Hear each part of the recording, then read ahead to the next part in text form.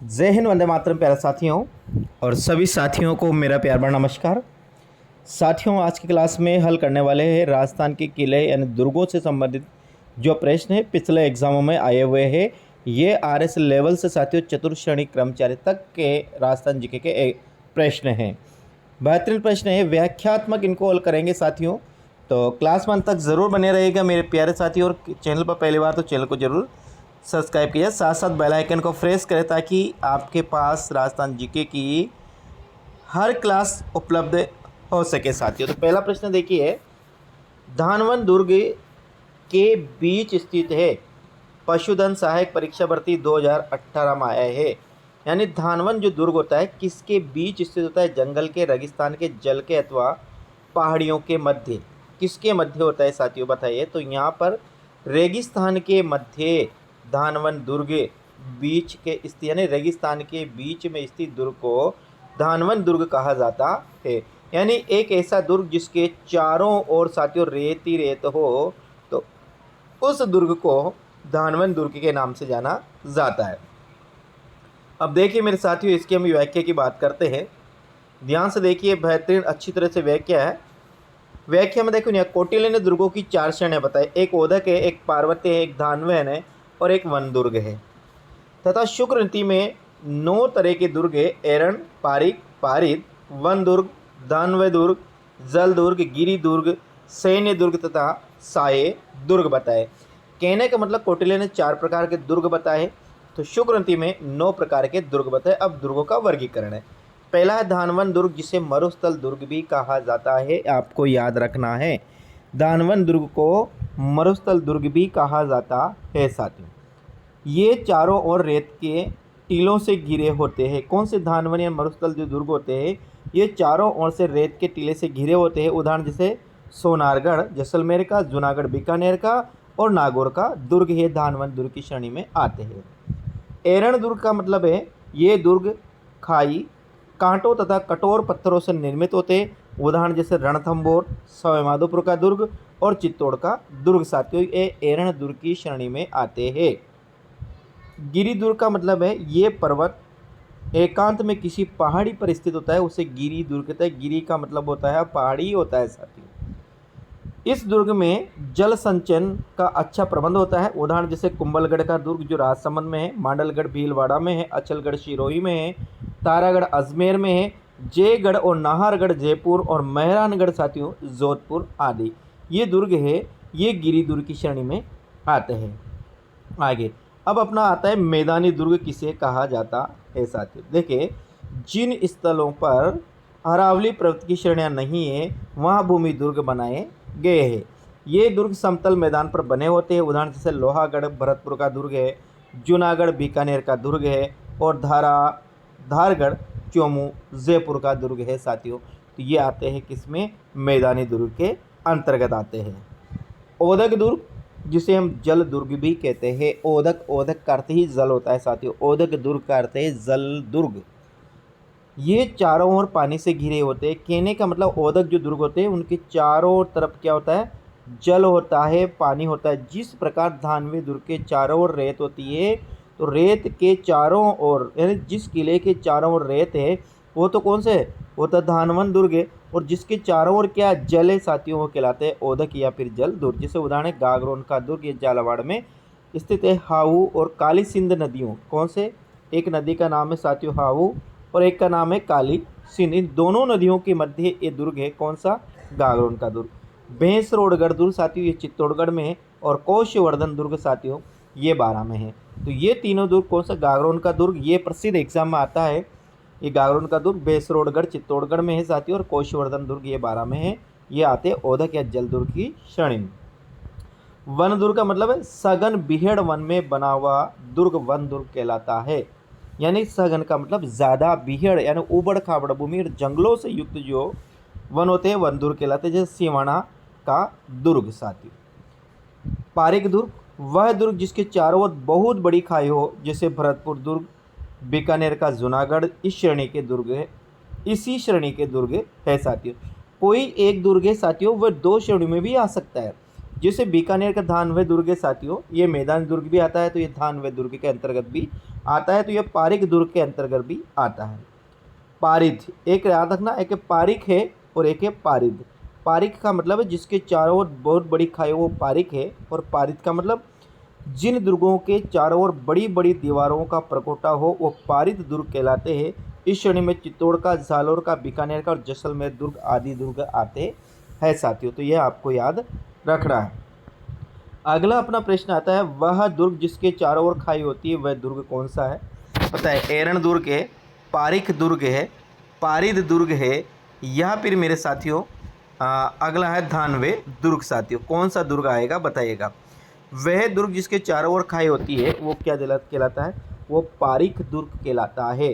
खेत से आपको याद रखना है खाई, क्या याद रखना है?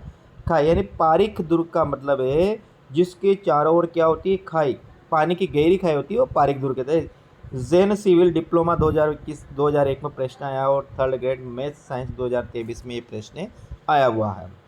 अगला प्रश्न की बात करते हैं साथियों, अधोलिखित में से कौन सा दुर्ग धानवन दुर्ग की श्रेणी में रखा गया है?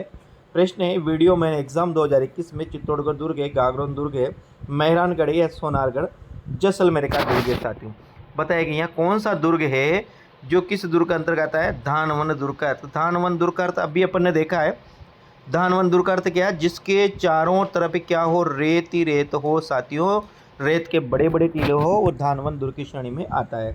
तो चित्तौड़ का दुर्ग है ये साथियों किस श्रेणी में आता है? ये आता है गिरि दुर्ग की श्रेणी में, वन दुर्ग की श्रेणी में। गागरोन का दुर्ग है जल दुर्ग की श्रेणी में आता है। मेहरानगढ़ गिरि दुर्ग की श्रेणी में आता है। तो सोनारगढ़ साथियों जैसलमेर का किला है, ये धानवन दुर्ग की श्रेणी में आता है, आपको ध्यान में रखना है साथियों। अगला प्रश्न अपना आता है साथियों, चौथा प्रश्न है, राजस्थान के किस जिले को जल दुर्ग की श्रेणी में रखा जाता है? पटवार भर्ती एग्जाम 2018, PSI भर्ती 2021, RS प्री एग्जाम 2009 में, agriculture officer 2013, Rajasthan police constable 2020 में ये प्रश्न आया हुआ है। तो देखिएगा राजस्थान के किस जिले को जल दुर्ग की श्रेणी में रखा गया है? कुंभलगढ़ दुर्ग है, मेहरानगढ़ दुर्ग है, गागरोन दुर्ग है, नागौर का किला है। तो जल दुर्ग में साथियों अपन ने अभी 3 किले देखे, कौन कौन से देखे अभी अपन ने पढ़ा है। तो पहला जल दुर्ग में अपन बात करें तो पहला अपना जो किला आएगा वो आएगा गागरोन का किला, जो हाऊ और कालीसिंध नदियों के संगम पर बना हुआ है। और कहाँ? राजस्थान के झालावाड़ जिले में, जिसे राजस्थान का नागपुर भी कहा जाता है, झालावाड़, क्योंकि यह सर्वाधिक संतरों का उत्पादन झालावाड़ में ही होता है। मेहरानगढ़ गिरि दुर्ग है, कुंभलगढ़ भी गिरि दुर्ग है। इसी प्रकार नागौर का किला ये भी धानवे दुर्ग की श्रेणी में आता है। तो यहाँ अपना ऑप्शन क्या होगा? सी, यानी 3 अपना सही आंसर होगा। अगला प्रश्न अपना आता है साथियों 5, गागरोन किला किस श्रेणी में आता है? अभी देखा अपन ने गागरोन का किला किस श्रेणी में आता है। तो गागरोन का किला किस श्रेणी में आता है साथियों? देखिएगा पारिक में, यानी जिसके तरफ खाई हो, जिसके चारों तरफ क्या हो? खाई, जल की खाई हो, पारिक। धनवे दुर्ग जिसके चारों ओर क्या हो? रेत हो, वह धनवे दुर्ग। जल दुर्ग जिससे चारों ओर जल दुर्ग हो। वन दुर्ग जो गहर सघन वनों से, कांटों से गिरा हुआ दुर्ग हो, वो वन दुर्ग की श्रेणी में आता है। तो गागरोन का जो दुर्ग है ये आपका धनवे या धानवे दुर्ग की श्रेणी में, एक गागरोन का है, ये जल दुर्ग की श्रेणी में आता है। और ये कहाँ पर है? ये है झालावाड़ जिले में। और किसके? एक नदी का नाम है हाऊ और एक का नाम है साथियों कालीसिंध। इन दोनों नदियों के संगम स्थल पर यह दुर्ग बना हुआ है। प्रश्न अगला है, सोनारगढ़ दुर्ग है, सोनारगढ़ दुर्ग है साथियों। पहली बार सोनारगढ़ दुर्ग कहाँ है? सोनारगढ़ दुर्ग जैसलमेर में है। ये किस दुर्ग की श्रेणी में आता है साथियों? देखिएगा ये गिरि दुर्ग की श्रेणी में आता है? नहीं आता है। जल दुर्ग में नहीं आता है। धानवे दुर्ग की श्रेणी में आता है। ये पारिक दुर्ग की श्रेणी में भी नहीं आता है। गिरि ऊंचे पहाड़ों पर स्थित दुर्ग गिरि दुर्ग है, जिसके चारों ओर जल हो वह जल दुर्ग है। धानवे दुर्ग चारों ओर क्या रेत हो वह ये है। और पारिक का मतलब जिसके चारों तरफ खाई हो। तो यहाँ सेकंड ग्रेड एग्जाम 2011 में प्रश्न आया, तो अपना आंसर क्या होगा? 3 अपना सही आंसर होगा। प्रश्न नंबर अपन बात करते हैं 7वां की, कौन सा एक प्रकार का पहाड़ी किला नहीं है? पहाड़ी का मतलब जो ऊंची पहाड़ी पर बसा हुआ है। लाइब्रेरियन थर्ड ग्रेड 2021-22 में ये प्रश्न आया हुआ। मेहरानगढ़ जोधपुर का, भैंसरोडगढ़ चित्तौड़ का, तारागढ़ 2 किले साथियों, एक साथियों अजमेर में है, एक तारागढ़ है साथियों, एक बूंदी में है, 2 जिले, और एक है जालौर का दुर्ग। तो यहाँ पर बताया आपको कि कौन सा किला है साथियों जो पहाड़ी किला नहीं है, बताइएगा। तो यहाँ पर 7वां प्रश्न का आंसर क्या होगा? यदि 7वां प्रश्न के हम आंसर की बात करते हैं मेरे साथियों, तो यहाँ ये होगा, ये भैंसरोडगढ़ का दुर्ग, जो कहाँ पर चित्तौड़गढ़ जिले में है, और ये चंबल और बामनी नदियों, दोनों नदियों के मध्य, दोनों संगम स्थल पर बसा हुआ है भैंसरोडगढ़ का दुर्ग। ये जल दुर्ग की श्रेणी में आता है। एक तो गागरोन का किला, एक भैंसरोडगढ़ का किला और एक कोषवर्धन दुर्ग बारा का किला। ये 3 किले हैं साथियों जो जल दुर्ग की श्रेणी में आते हैं। तो अपना आंसर क्या होगा? 2 अपना सही आंसर होगा। कौन सा जल दुर्ग नहीं है? भटनेर, हनुमानगढ़, गागरोन, भैंसरोडगढ़ और कोषवर्धन। देखिए साथियों, भटनेर ये हनुमानगढ़ है जो भाटियों द्वारा बसाया गया किला है। राजस्थान में यदि सर्वाधिक साथियों किसी किले ने आक्रमण झेले है, बाहरी आक्रमण, विदेशी आक्रमणताओं से यदि कोई किला साथियों सर्वाधिक आक्रमण झेले तो वो भटनेर का किला आता है। भटनेर का किला ये हनुमानगढ़ में, जिसे भूपत भाटी द्वारा बनाया गया था। तो यहाँ पर जलदुर्ग में यही नहीं है साथियों, गागरोन जलदुर्ग है, भैंसरोडगढ़ जलदुर्ग है, कोषवर्धन बारा का जो साथियों ये भी जलदुर्ग है जो परवन नदी के किनारे स्थित है साथियों। ये वन रक्षक एग्जाम 2022 में प्रश्न आया हुआ। 9वां प्रश्न है ओधक दुर्ग है। ओधक को क्या कहते हैं साथियों? अभी मैंने बताया था वनपाल एग्जाम 2022 फर्स्ट शिफ्ट में आया हुआ। ओधक का मतलब होता है साथियों जल, यानी ओधक को जल कहते हैं। तो जल दुर्ग कौन सा है? दुर्ग से अभिप्राय गिरि दुर्ग से, धानवे दुर्ग से, सैन्य दुर्ग से या जल दुर्ग से। तो ओधक का जो अर्थ होता है साथियों वो जल से ही होता है, यानी ओधक दुर्ग है तो जिसके चारों ओर जल है वो भी ओधक है, और जल दुर्ग का मतलब जिसके चारों ओर जल हो वो भी क्या? जल दुर्ग है।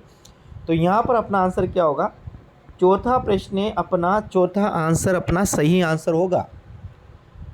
ठीक है साथियों, ये आज के 9 ही प्रश्न थे। उम्मीद करता हूँ कि आपको बहुत अच्छे लगे होंगे। कैसे लगे मुझे कमेंट के माध्यम से ज़रूर बताइएगा, और साथियों चैनल पर पहली बार तो चैनल को ज़रूर सब्सक्राइब करते हुए जाएगा, बेल आइकन को प्रेस करें ताकि हर प्रकार का जो क्वेश्चन है वो आप तक पहुंच सके साथियों। तो उम्मीद करता हूं साथियों आपकी आज की क्लास आपको बेहतरीन लगी होगी। तो ठीक है मेरे प्रिय साथियों, कल फिर मिलते हैं अगली क्लास में। राम राम साथियों।